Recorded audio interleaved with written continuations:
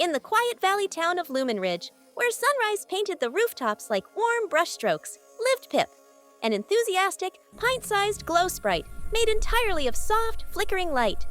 Pip was only 8 inches tall, with a round belly that pulsed like a lantern and 2 tiny antennae that sparked whenever he felt excited. All Glow-Sprites had a steady glow, but Pip's brightness flickered wildly, depending on his emotions. Sometimes dazzling, sometimes dim. And though he loved exploring, chasing fireflies, and sliding down meadow blades, one thing made Pip's light sputter every time, performing in front of others. Lumen Ridge's annual Radiance Festival was fast approaching, a celebration where all Glow-Sprites showcased their unique talents in a breathtaking display of synchronized light. Every year, Pip stayed tucked at the back of the crowd, watching everyone else shine. But this year was different. Pip's best friend, a gentle moss-covered tortoise named Grumble, nudged him one afternoon as they watched older sprites rehearse. Grumble, slow but wise, had a deep, gravelly voice that sounded like creaking bark. "You should join, Pip," he rumbled. "Your light dances in ways no one else's can."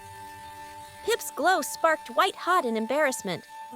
But what if they laugh? What if I mess it all up?" Grumble lowered his leafy head beside the little sprite.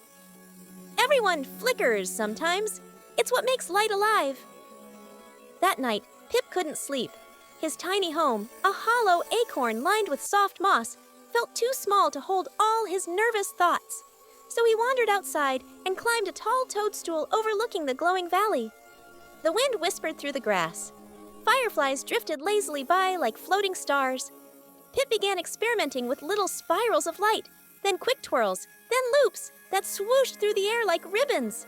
When he stopped worrying, the movements flowed naturally and beautifully. He hadn't noticed Grumble watching from the shadows. "You see," Grumble said warmly, "your light tells a story all its own." The next morning, Pip made the bravest decision of his life. He signed up to perform. Rehearsals were nerve-wracking. Whenever someone looked at him, Pip's glow shrank to a nervous flicker. He tripped over dandelion stems, tangled his own light ribbons, even sneezed so brightly he lit a fern on fire, just a little.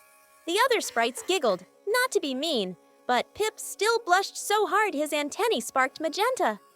"I can't do this," he muttered, after yet another failed spin. Grumble slowly lumbered to his side. "Then don't do it for them.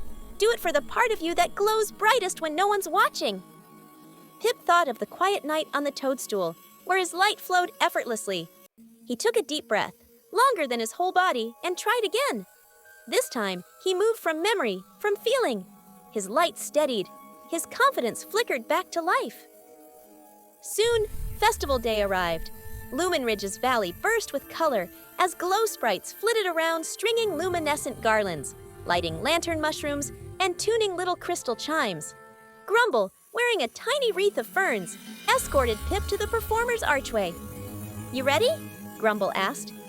"Nope," Pip squeaked. "Let's do it." The crowd gathered in a soft ring of warm lights. One by one, performers danced, shimmered, and sparkled across the stage. A fallen tree trunk, polished smooth by generations of tiny feet. Finally, Pip's name was called. His legs felt like wet petals. As he stepped onto the stage, hundreds of friendly glows faced him. His own flickered weakly. Pip closed his eyes and imagined the quiet meadow, the night breeze, the soft drift of fireflies. He felt the memory warm him from within. Pip exhaled, and then he glowed. A gentle spiral of light unfurled from his belly, swirling around him like a living ribbon. He spun softly, lifting small sparks into the air. The sparks drifted like tiny shooting stars, then burst into delicate floral shapes. Pip leapt, gracefully for once, and the light followed, blooming into a glowing trail that rippled above the crowd. Gasps echoed across the valley, followed by delighted oohs. Pip didn't notice the audience, only the movement, the flow, the joy. His glow brightened with every heartbeat, steady and strong. For the first time, he felt entirely radiant. When he finished, the valley erupted into applause, soft chiming snaps and warm bursts of brightness. Pip's glow shimmered with surprise and gratitude. Grumble met him backstage, eyes twinkling proudly. "Told you, everyone flickers, but you," he nudged Pip's tiny shoulder. You shine!